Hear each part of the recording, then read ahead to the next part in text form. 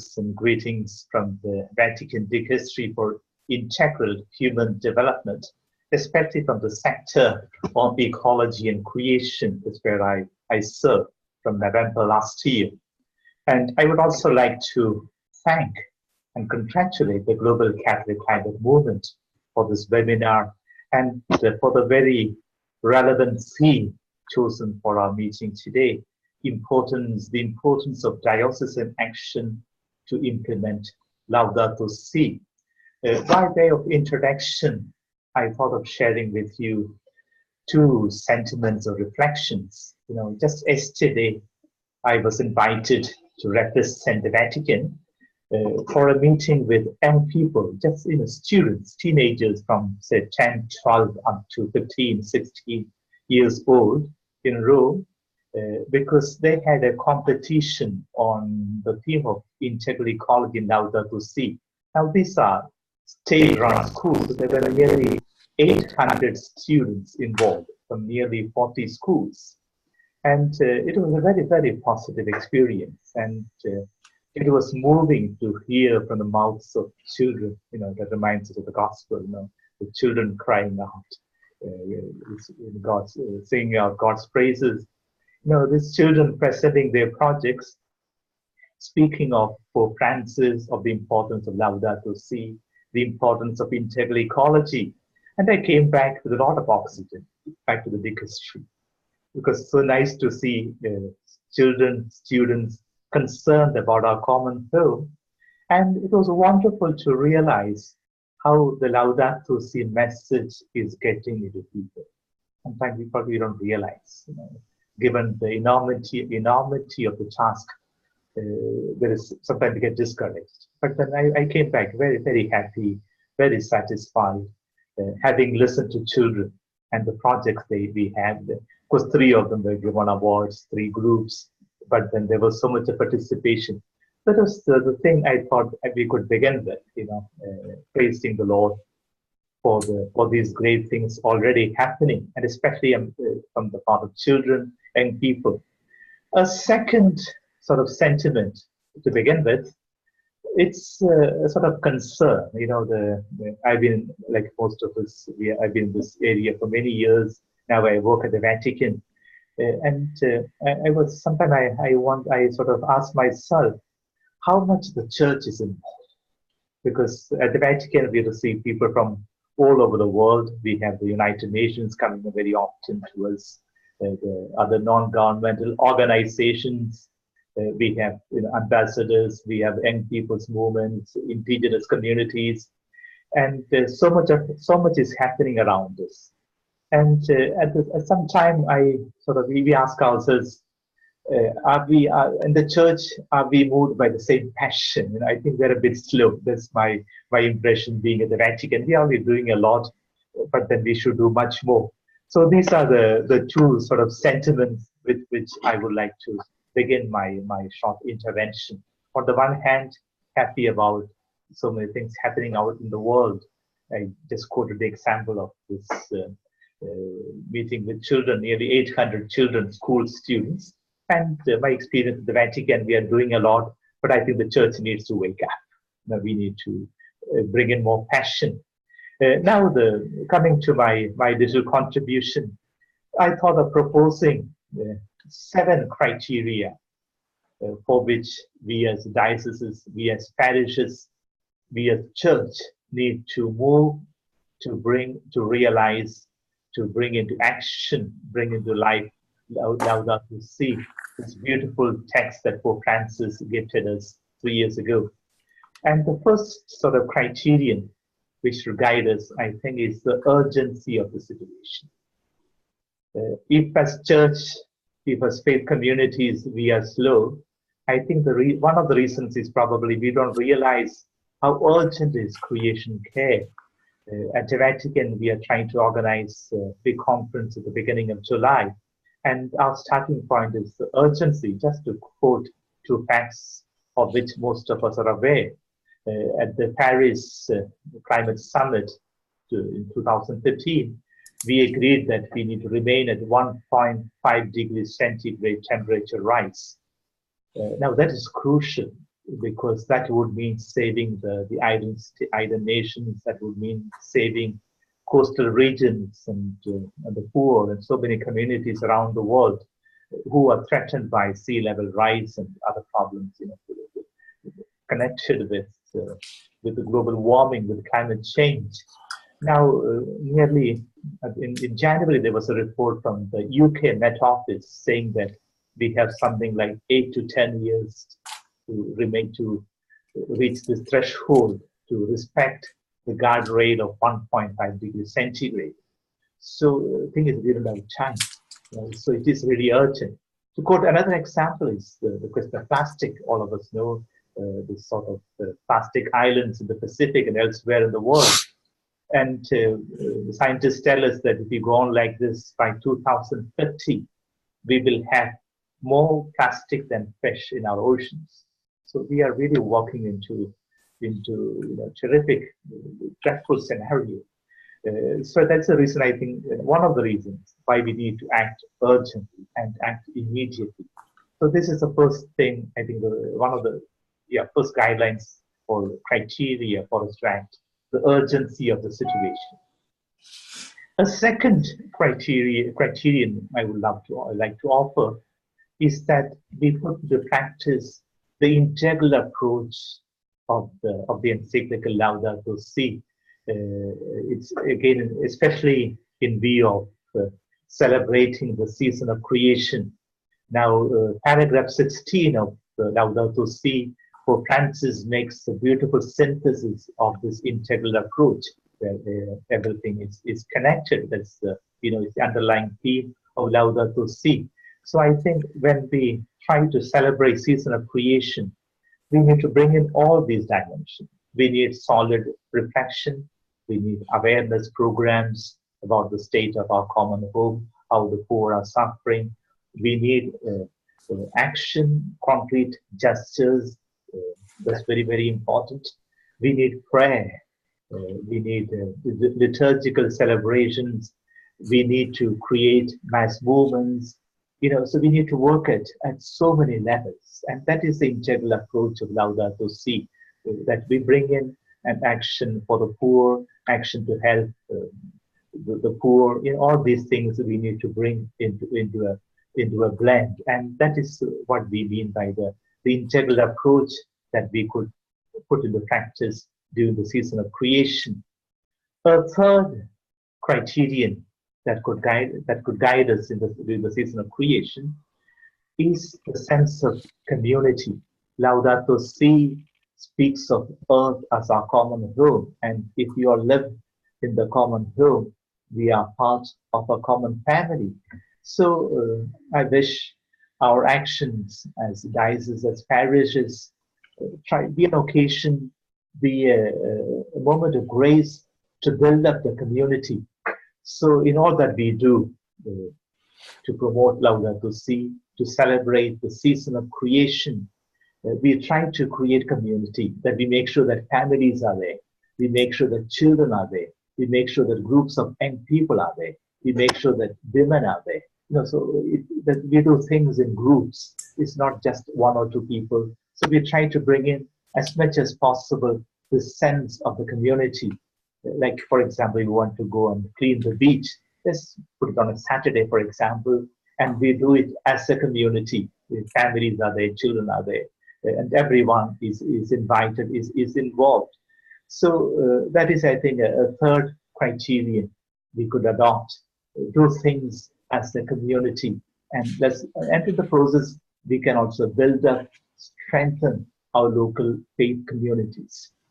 A fourth criterion I would like to propose is that in all that we do during the season of creation, also in very concrete things, we make evident the intimate link between the cry of the earth and the cry of the poor, that, as we know, is Laudato Si 49. I think we need to show people how these two cries are linked. When we shift to solar energy, renewable energy, that we are doing it also because we are doing a response to the cry of the poor, that if you go on with the use of fossil fuels, we are destroying our common home, of which the first and disproportionate victims are the poor. Or we could, for example, in some cases, go to a center that welcomes migrants. And a big problem now, is the problem of climate refugees. So show our faith communities how the suffering of the poor is very much connected with climate change, with desertification, with the droughts and extreme weather events. And I think that's also one reason, one way in which we can motivate people. Because if we have Christianity, we are strong because we know that when we care for the poor, we are caring for God Himself or Herself.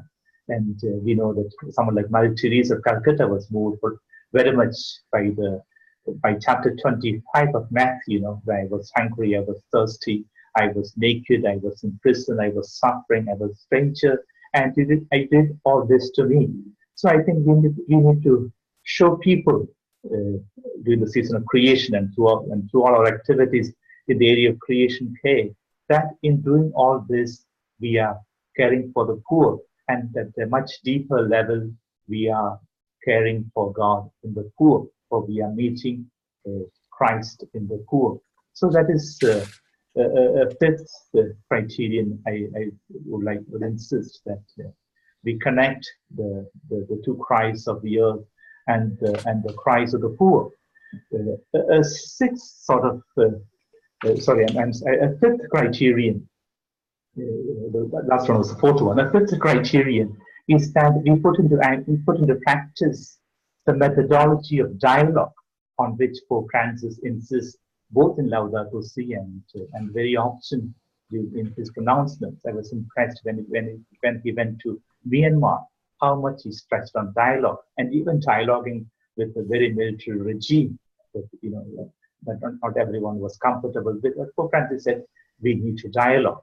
So let's hope that all that we do during the season of creation and in the area of creation care be done in dialogue. It's true that we are doing it as a parish, as a diocese, within the faith community, but let's also open our doors, open our windows, and involve also other people. And this is very, very relevant in areas where we live with other religions. So we try to bring in also the adherents of other religions or anybody, like we can dialogue with all people of goodwill. So dialogue be a tool that we have, that we involve as many people as possible, and that is how we can create network, because we know that creation care is such a huge task that we all need to work together.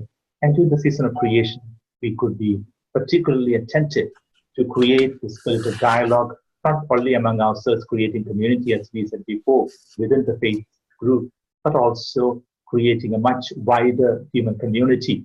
And I suppose in that way, we are also being faithful to the concept of our common human family. A sixth simple criterion we could adopt is to be creative. I began my small talk narrating what I experienced yesterday being with children, and I was so impressed by their creativity. And the area of creation care, we need much more creativity. We need to allow the Spirit of God to guide us. And so let us be creative. Let's not walk again the beaten tracks. As Christians, as people committed to creation care, let's use all our human creativity. And that's also a way to attract people. So when we propose new models, new ways of doing things, people, especially young people, will be more attracted. And the seventh and the final criterion, I would like to propose that in all these, all our actions, all our efforts be permeated by deep faith. I think because I say this, because we are guided by the Spirit of God. Genesis 1:3 speaks of the Spirit of God that hovered over the waters at the beginning of creation. So creation is God's handiwork, and the Spirit of God fills the entire earth. as we read in the Old Testament. And we know that the same Spirit came on Mary at the Incarnation, and the sort of recreation of the world. The same Spirit came on Mary and the apostles on the feast of the feast of Pentecost. So it's the work of the Spirit. So I think ultimately, all that we do, we will try to do our best, but it's God's work, and we are instruments of God. I remember the beautiful expression of Mother Teresa of Calcutta, who used to repeat that we are like pencils that God uses to write. And God is, as Psalm 23 says, the earth belongs to the Lord. So it's God's creation, and God is inspiring us. And nice to see so many people being inspired around the world, beginning with Pope Francis himself, who was moved by the Spirit to write this encyclical. And being at the Vatican, a very happy experience is to come to know about so many of these initiatives around the world. And I deeply believe we are all these people are moved by the Spirit. So I would insist that the entire season of creation, the foundation be our strong faith in God, and that also fills us with optimism. We will succeed. Our efforts will be fruitful because we are collaborating with the Creator Himself or Herself. And I conclude just on this last point. It always struck me that when Laudato Si was published on 18th of June 2015, but if you were to read the text and towards the end of the text, when Pope Francis signs it, the date that is found there is 24th of May 2015, the feast of the Pentecost. And that's a beautiful, beautiful coincidence. The Laudato Si was signed by Pope Francis on the feast of the Pentecost. And this Sunday, we are going to celebrate Pentecost. And we have this webinar very close to the Pentecost. So I conclude, let us be led by the Spirit. Let us be instruments of the Spirit of the Spirit of God. And how can we not remember Saint Francis of Assisi, who prayed, Lord, make me an instrument of your peace. And we could pray together, those of us who are committed, who are taking part in this webinar. Lord, make me an instrument of you, of your Spirit, to care for creation, your common good. Thank you very much. Thank you so much for that. I greatly appreciate you sharing your thoughts. I'd like to turn it over now to Jacqui Rémond to discuss the work that she's doing in her in the Archdiocese of Brisbane.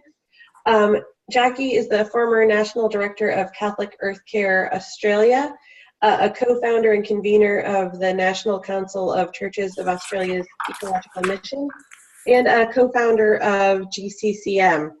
So she has a great passion for this work and has been in this field for a long time and has a lot of insight to share. So I turn it over to Jacqui now. Thank you so much for joining us today. Thanks, Marisa. Thanks so much, Father Joshtrum, for your warm welcome and for highlighting those principles for us. I think they're a great way of discerning that we're going on the right path. And so hopefully what I'm about to share illuminates those principles. I hope it does.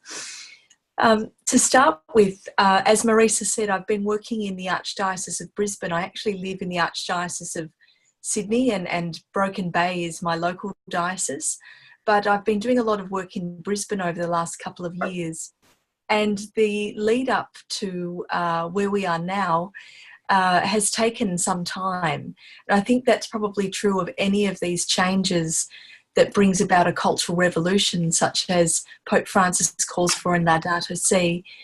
You know, it feels like you have to slow down to speed up. And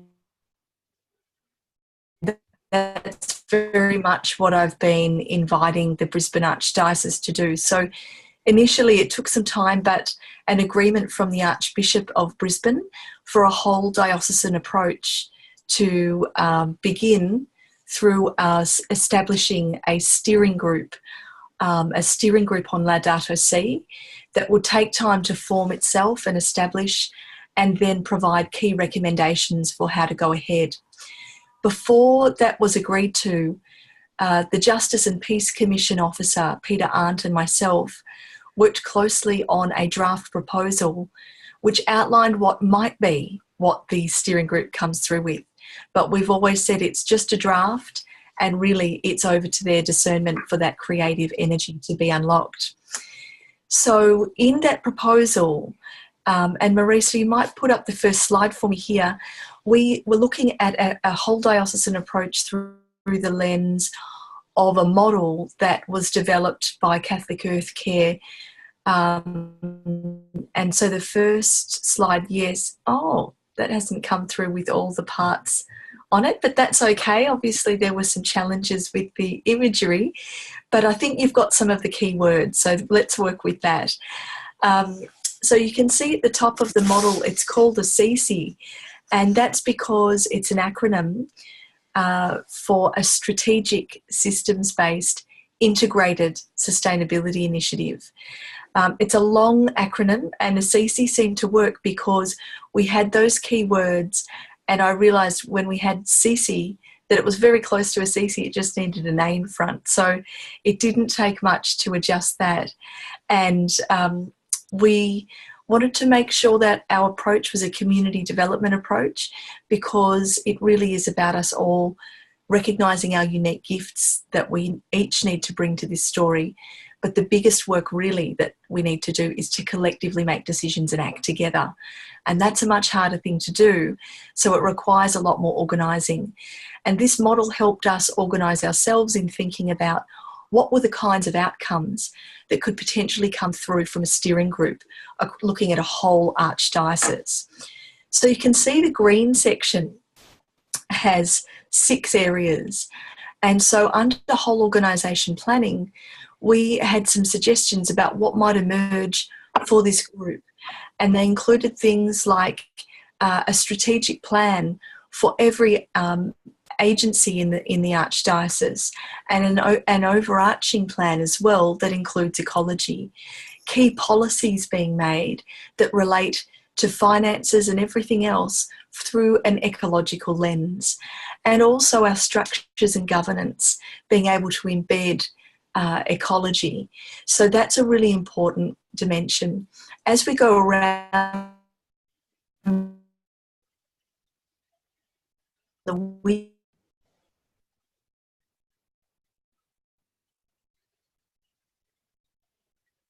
Jacqui, your sound seems to have cut out. the religious dimension relates, of course, to the spiritual. Oh no, I'm sorry. Can you hear me now? Yes, we can hear you now, but we missed about a minute. Oh, what a shame. So the religious dimension is where I got up to there. I don't know if you were with me on that, but that's really the spiritual dimension that underpins everything. So we suggested that everybody in the Archdiocese, clergy, staff, volunteers, have the opportunity for ongoing development. And that's the formation through Laudato Si and an ecological spirituality being developed. Moving around the wheel further, learning processes. This is what relates to that part of ourselves that requires that learning dimension to be on this journey, the knowledge base that we need to keep learning about the earth herself, to keep learning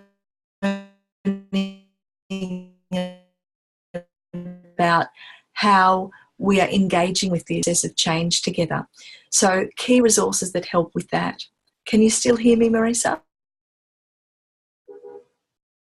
You were a little fuzzy, but we can hear now.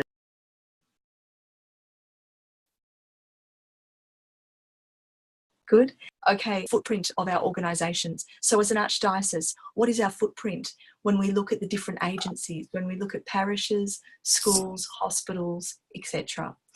Moving around, caring for country. This relates to buildings and grounds. So inside and outside, how is it reflecting God's presence to us and enabling that to be more fully robust and flourishing is the key. So we had suggestions in the proposal around that. And then the last dimension there is community relationships.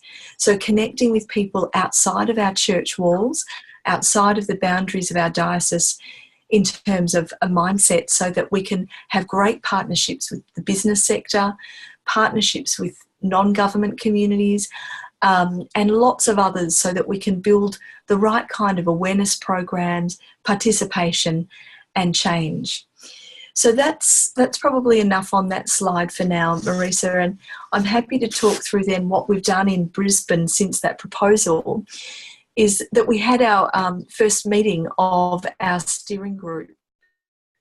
Now, the steering group is chaired by an auxiliary bishop of the Archdiocese, and this photograph was taken as we were undertaking an appreciative inquiry process at, I think, our second meeting together. The makeup of the group is really important. It's not just people who are passionate about ecology, because we know that would further the champion model. This is about integrating it across the whole. So the invitation went from the chairperson, the auxiliary bishop, to each agency head, to invite them to send along somebody from their agency if they couldn't come themselves. And so we have somebody from Centre Care, which is the social services dimension, Evangelisation Brisbane, which includes the Justice and Peace Commission and others. We have people from the Catholic Education Office. We have membership from the youth, from Aboriginal Ministry. We also have the Archdiocesan Fund development group. So it's every agency being represented in this steering group. And of course, Catholic religious as well. Feel free to go to the next slide. Thanks, Marisa. So this is just a photograph I took while there was dialogue going on, because one of the key dimensions that Father Joshtrum really highlighted, number 5, I think, of the principles, was this capacity for us to really be able to engage in dialogue. So it's not an alternative for, word for discussion and debate. It's something quite unique that enables us to open ourselves up to hearing for the first time, perhaps, something different from someone, something different from creation, something different from our Creator God. And so to do that, we have to suspend our usual patterns of seeing and thinking and judging and opining. So it's a different way of being in conversation. So we've been building up in every single monthly meeting the capacity for that dialogue.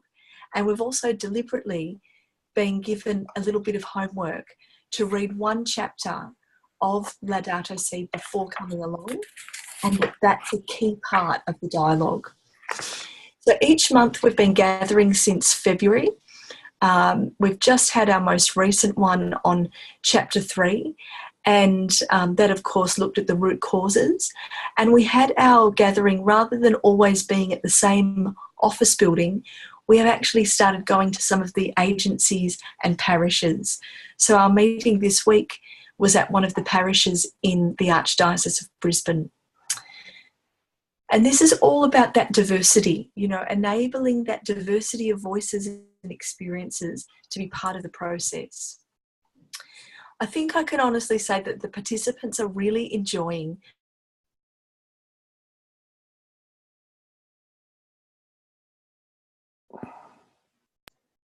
You cut out again. Oh no. Is it coming back now? Yes, we heard you say that people are enjoying that. Yeah, they're really enjoying being able to slow down and being able to connect with themselves, with one another, and to listen. And I think this is enabling a richer sense of community to be built in the group. And that's important when you think about the collective decisions that are coming, because we're soon to reach chapters 4, 5, and 6.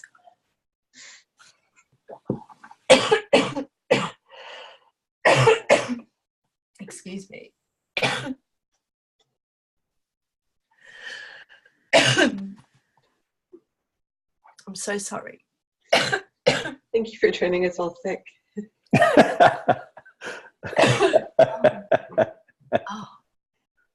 So the partnerships that have built up, one of them has been with some technical experts, so that we can start to measure the footprint of our energy in 161 sites that relate to the Catholic schools and their offices.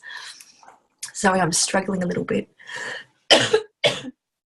And that partnership's been really important because it's enabled us to understand the energy use, the carbon emissions, as well as the potential for renewable energy on those 161 sites. And because it's the beginning, it's an opportunity to see how this could transfer to the broader Archdiocese when looking at energy. Just last month, the Oceania bishops met, and as part of their meeting, they focused on climate change. So their awareness together has been growing very recently. Also, the Archbishop of Brisbane has just been voted by his brother bishops in Australia to be the president of the Bishops' Conference.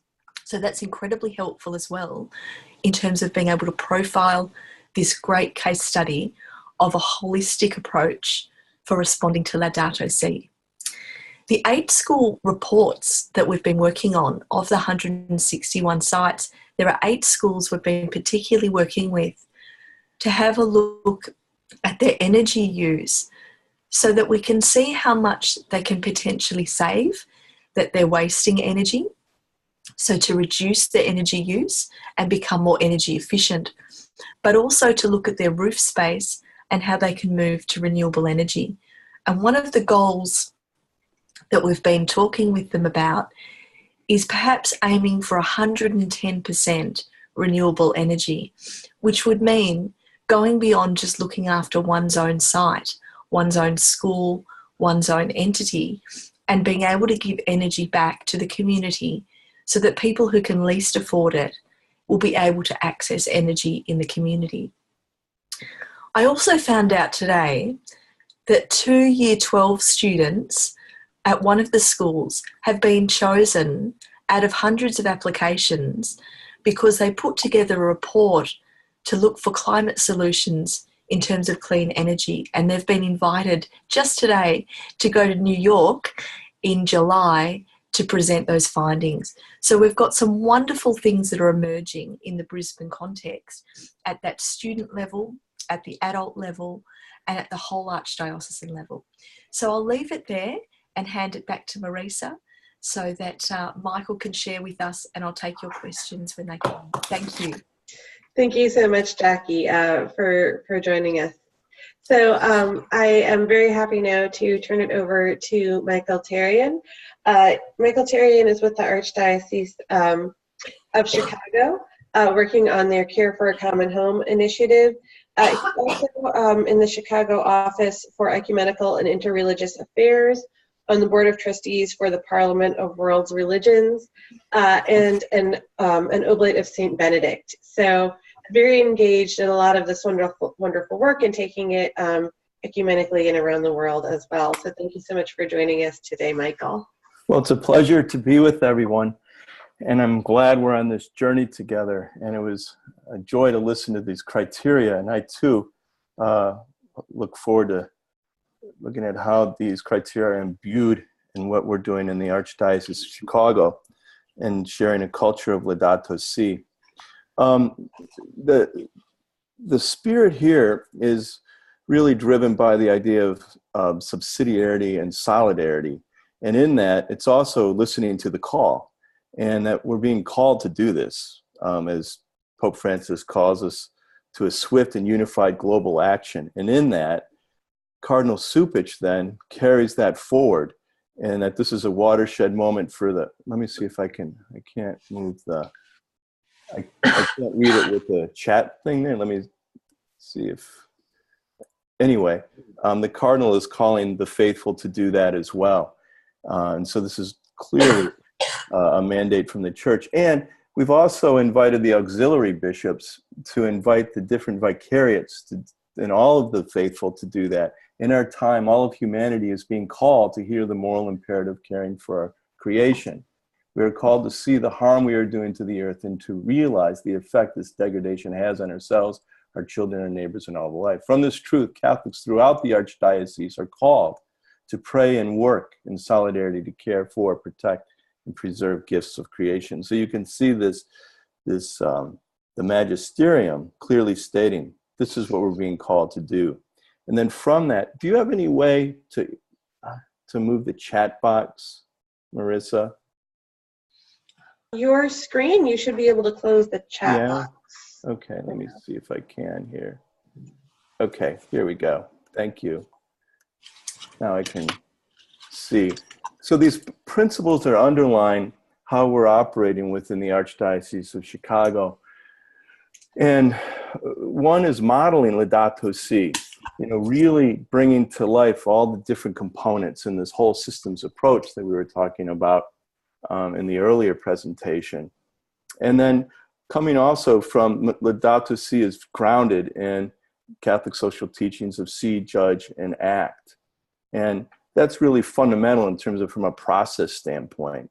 And then ora et labora, I guess that's my Benedictine roots, but this idea of we're grounded in prayer and work. And those two pieces are integrated. They come together. And so we must constantly, everything we're doing, it's grounded in our faith and who we are as Catholic Christians. And then again, looking at this interconnection and the systemic thinking and behaving and solidarity and subsidiarity. And then this seventh point is very important, is to contextualize within the diocese overarching strategy and current reality.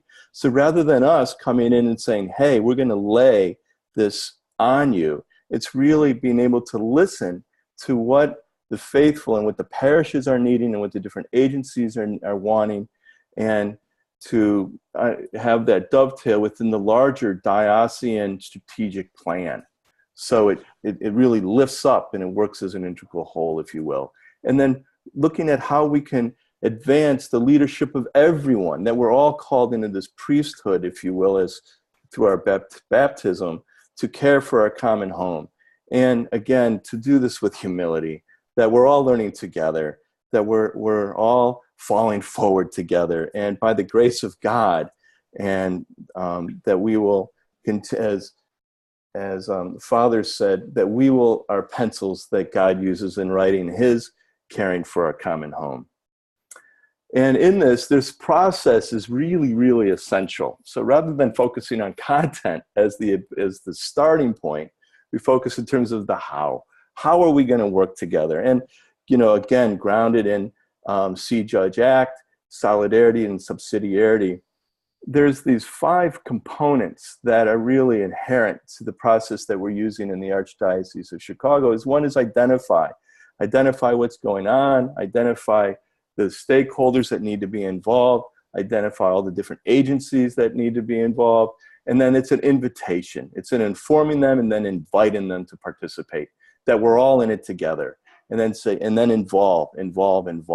So, and then implement. So it's the 5 I's, if you will. So identify, inform, invite, involve, and implement. And how you see that taking place is, one, is assessing the current diocesan reality and activities. So we spent time on the front end with DePaul University of literally going out and doing an assessment of what's happening in the parishes and in the community now. And then with that, bringing that data, that information, and then identifying and informing, inviting and involving key stakeholders, both internally within the Archdiocese and the different departments, as well as externally to the different universities and agencies to become what we're called the core team. And the core team, and this is where you could see it's representative in the action phase, is we develop our charter and strategies and goals together. So it's not something that is written by an isolated couple of people and then cast down, but it's really coming from everybody's participation in designing it together. And that does obviously a couple of things. One, it's going to have a finer plan and charter, if you will, but also it's going to encourage greater involvement and greater ownership in what we're doing. And so then all of these stakeholders then become working together in concert like a symphony to promulgate the teachings of Laudato Si. And then from that, organizing the operating structure, including the strategic goals. And so from that charter, it's like, okay, here's the structure that we need to do that. And then here are the goals that we need to have in place in order to establish that, or to manifest what our charter is. And then from that, too, is defining clear roles and responsibilities. You know, who's doing what? And so that way, we're all very aligned in terms of what our charter and our goals are, but we're also really clear in terms of what is each of our niche and our responsibilities in that. And then it also creates accountability in the system. And then identify resources and skills needed. And so then it's going, okay, based on this reality and based on where we want to go and based on what we want to do, what are the skills and resources we need, including content? So it's interesting that we're actually, content is coming further down. So we see that this is the model is really around the relationships, the systems, the structure, the processes, and then the content then feeds into that. So then organizing a communication system and implementation plan to ensure everybody knows what's going on all the time and it can amplify throughout the Archdiocese.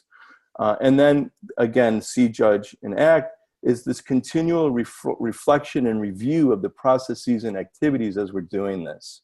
So come together, create the plan, organize the strategies and whatnot, go out, do, implement, come back, monitor, calibrate what's working and what's not working. Does that make sense? And so from this, committees form, right? And committee teams, again, it's recursive. Identify, inform, invite, and involve. So you begin to amplify the number of people and stakeholders that are involved in our care for our common home ministry. And we're continually looking at who are the demographics and what are the continual resources and skills that we need to achieve our common goals. And so then those committees, in the spirit of subsidiarity, ensure that there's alignment back to our charter, that we're all clear and we're mission focused and driven. And they all have a shared vision in terms of what we're creating. So that's a constant process that we're doing. And then those committees at the lowest level possible are setting goals and objectives to achieve strategic goals in the committee level and craft plans to achieve objectives, and then define roles and responsibilities. So then everybody has, again, a high degree of ownership in it. And then this is where you see the I's again. Implement plans to achieve objectives. And then from that, as we continue to expand, it's a continuous process of informing, inviting, involving more people engaged in activities to become involved in the ministry to care for our common home. And so there's this continual outreach and communication to inform, invite, and involve the faithful to care for our common home. And again, the continuous process of reflection and reviewing. So these are the models and processes that we've been using to create this culture of Laudato Si. And so this is the charter that we created. And you can see it goes back to that calling. And it's within the context of what the strategy is within the Archdiocese. Out of gratitude and obligation for all of God's creation, Pope Francis' encyclical Laudato Si calls the Church to evangelize the gospel by prayerfully caring for a common home and living for the common good. The encyclical braces an integral ecology to protect and care for the earth and one another. Such an integral ecology invites all the faithful to work in solidarity to address the environmental, economic, social, and cultural ills that are destroying the fabric of life and all that sustains it. And so from this, we have a very clear mission through prayer, education, advocacy, and community organizing and engagement, directed especially towards Catholics within the Archdiocese, but also including all partners of goodwill. The encyclical working groups promotes the teaching values and vision expressed in Laudato Si, or care for a common home. And then there's the vision, people of faith and conscience to proclaim the beauty, worth, and interconnectedness of all God's creation and act to care for and nurture a common home. And then there's the larger framework. And you can see where we refer to Renew My Church. And then there are these 9 components within our framework. Parish support, to support parishes, support the bishops and leaders, formation support in terms of up in Mundelein Seminary, and University of St. Mary's of the Lake, and the clergy and laity in the formation process. The schools, inculcating a zeal for caring for our common home throughout the Archdiocese of Chicago school system. The vicariates, the parishes, and the Archdiocese has 344 parishes and 6 vicariates. We have 6 auxiliary bishops. And so it's really pushing it out into the vicariates and having them take ownership for it. And then we're all working together. And so we're all linking and learning. So it creates a learning community throughout the Archdiocese. So there's that cross-functional collaboration. And then obviously the ecumenical and interreligious dialogue, and there's that word dialogue. So we're reaching out to our other, the other churches and other religions so we can be caring for our common home. And then the systems. Anytime you can see a consistent pattern of behavior, you're going to see a system that drives it. And so to work within the Archdiocese parishes and agencies and using the developing systems to continually grow AOC's capacity to bring Laudato Si to life, and then assessment. And that's going back to that reflective piece and ensuring that, hey, how are we doing? Are we on track? So this is the charter. And if you go back to that mission, prayer, education, advocacy, and community organizing, you could see that that's really where the work comes in. And that's where the committees engage. And so in that, you have the prayer to inspire the people of the Archdiocese of Chicago to pray on behalf of our common home, by providing resources and experience of personal communal prayer. And then advocacy to promote legislation and institutional policies that better protect and care for our common home. And education to educate and inspire pastors, social ministers, school leaders, the lay faithful about the science, theological foundations, ethical considerations, and faith formation grounded in Laudato Si. And community engagement to animate and support parishes to embrace an integral ecology that cares for our common home and works in solidarity to promote healthy environmental, economic, social systems for all of creation. So this is where those committees really take ownership and move. So I mentioned that we involve stakeholders. Everybody's in it. We're all in it together.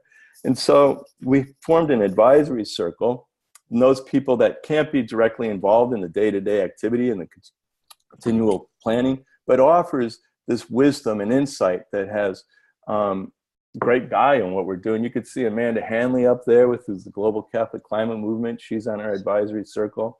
And then we have this, and there are others, and Father John Carchi, who's the rector and president of University of St. Mary's of the Lake and Mundelein Seminary, which is the largest seminary in the United States.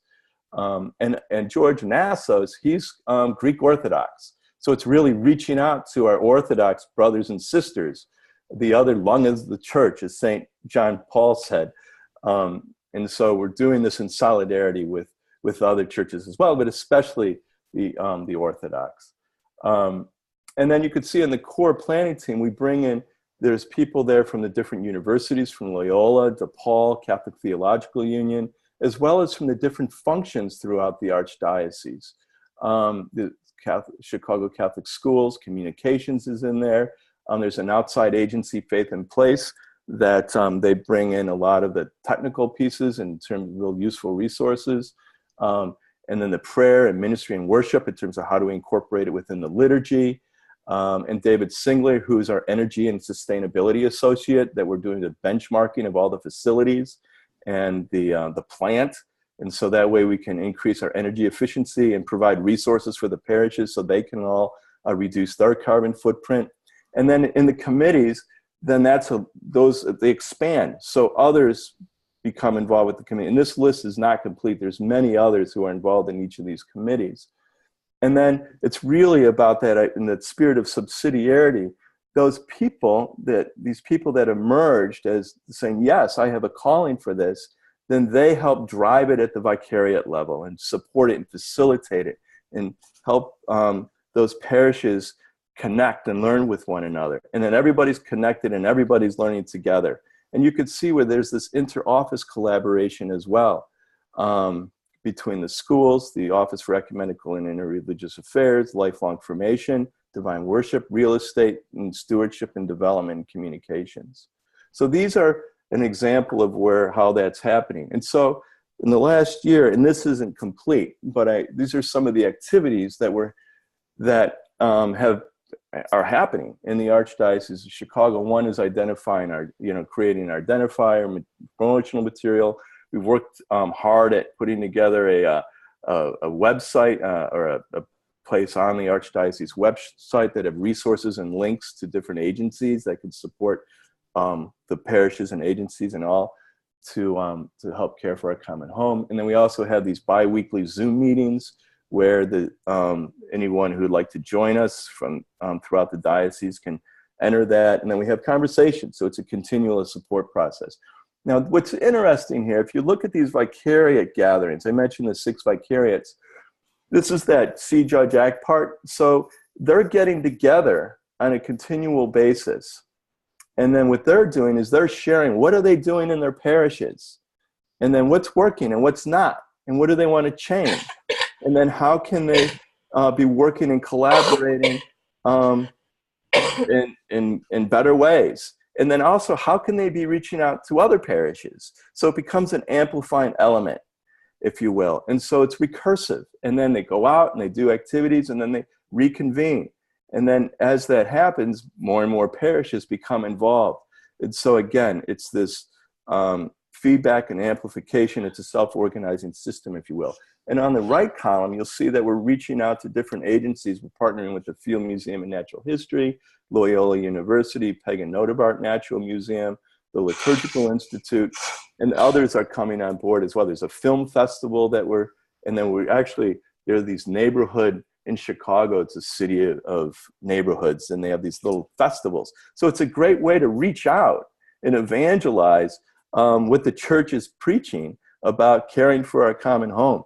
And the World Economic Forum did an interesting study, and it showed that young adults, ages 18 to 35, I believe, that climate change is their #1 issue. And so here the church could be saying, hey, here, let's get out into the public square. Let's bring this to life in all of the different dimensions in terms of where the church could be involved. And then obviously advocacy. We're included on our Care for Our Common, on the encyclical working group, is the Catholic Conference of Illinois. So that's the representatives of the 6 bishops of Illinois. So in looking at Marissa actually came out and did a great training in Chicago, and that served as a catalyst for doing further advocacy and looking at what legislation we want to get behind and actually promote down in the state of Springfield. So advocacy is a really important part of what we're doing. And then prayer, obviously, looking at continually, how do we bring this into our prayer life? How do we bring this into our faith? And we're doing that with the Solemn Vespers for the World Day of Prayer for Creation, which is September 1st, we do in junction with the Eastern Orthodox Church. So our auxiliary bishop and the bishop from the Eastern Orthodox Church, along with the Catholics and the Orthodox, come together for a day of prayer. And it's beautiful. It's a beautiful thing. And then we have retreats and then on the education side, we're putting together lesson plans. That committee is in terms of bringing that into the school system. It's the largest private school system in the United States. So there's quite a bit of opportunity and a lot of need as well. And also creating, looking at how we could support the priests with looking at how does this relate to the liturgy, and how do we promulgate the teachings of Laudato in our prayer in the parish. And then also we sponsor Loyola University's Climate Change Conference, which is a fantastic experience. If you have a chance to go to it, I invite you to. It's in March. And then we're developing a curriculum as well.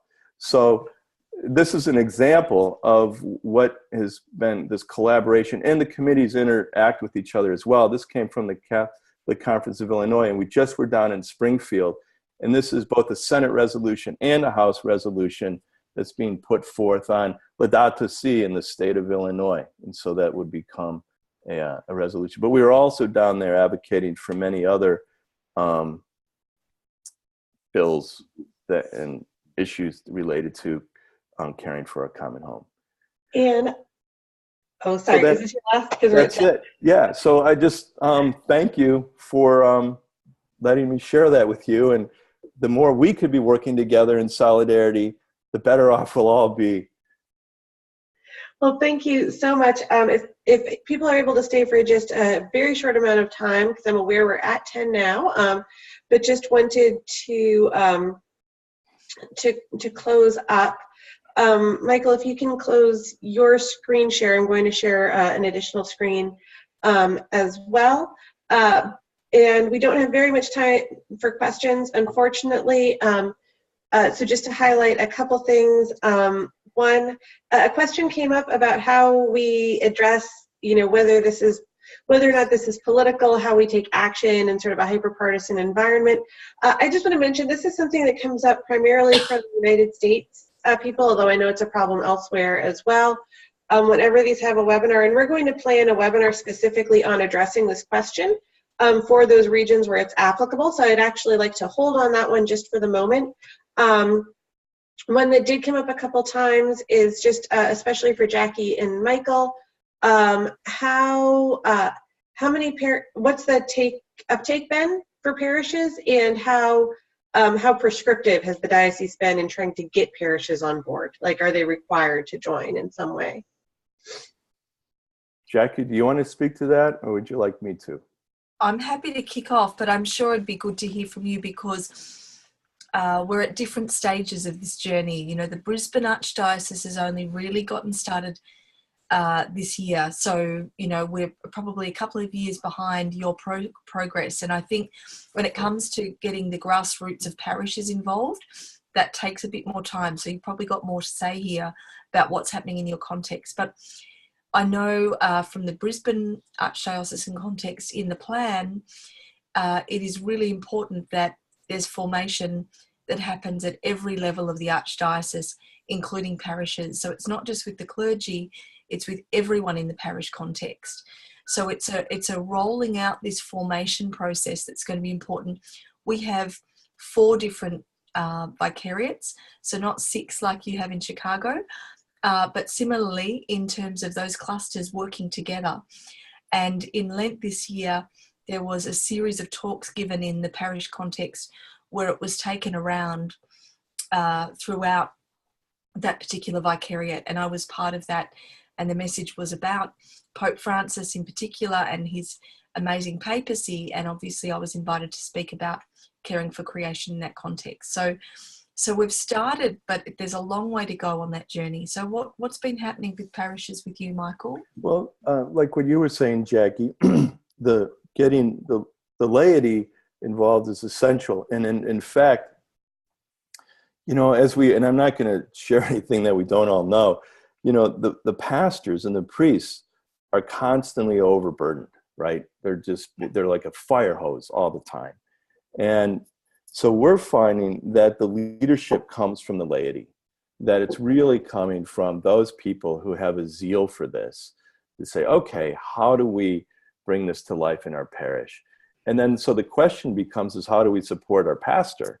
And so we certainly don't want this to be another burden on the pastor. And in the spirit of an integral ecology, so much of this can be woven into the ministries that already exist.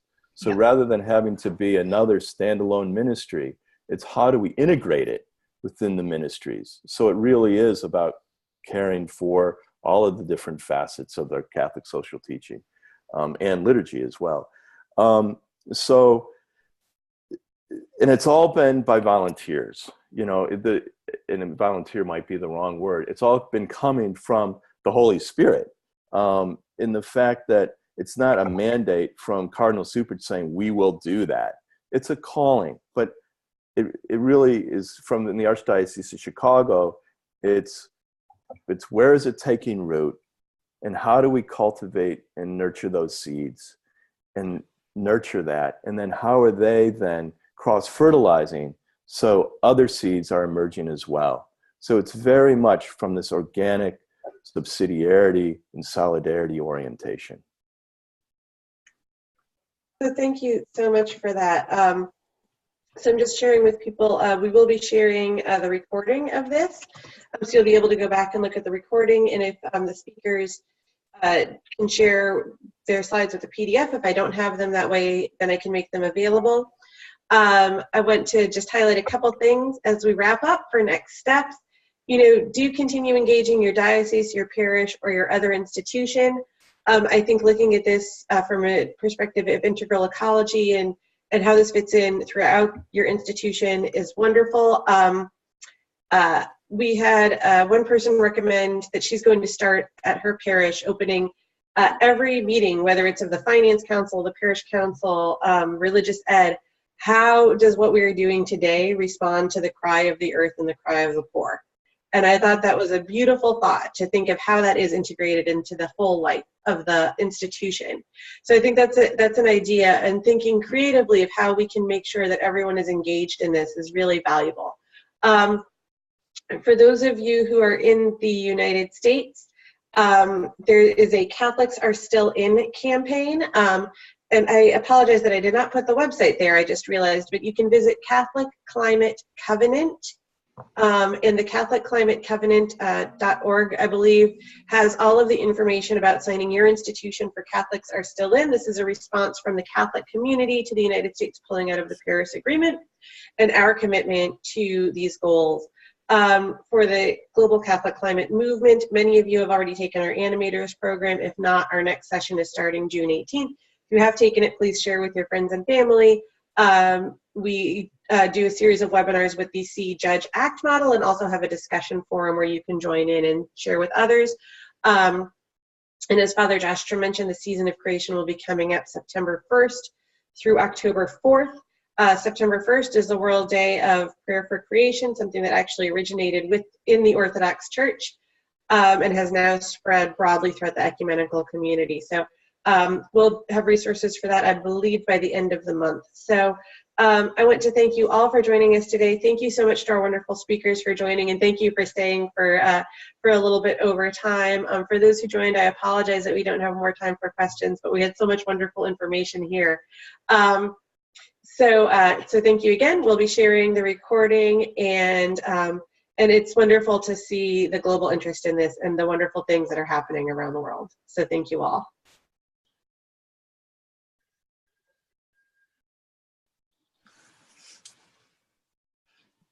Hi, Father Josh? Father Josh? Yes, Father Michael. How do I get a hold of you? And I'm an oblate. I'm not a priest. No problem. How do I contact you? Now, Marisa has my email ID. I think the best thing would be to go through Marisa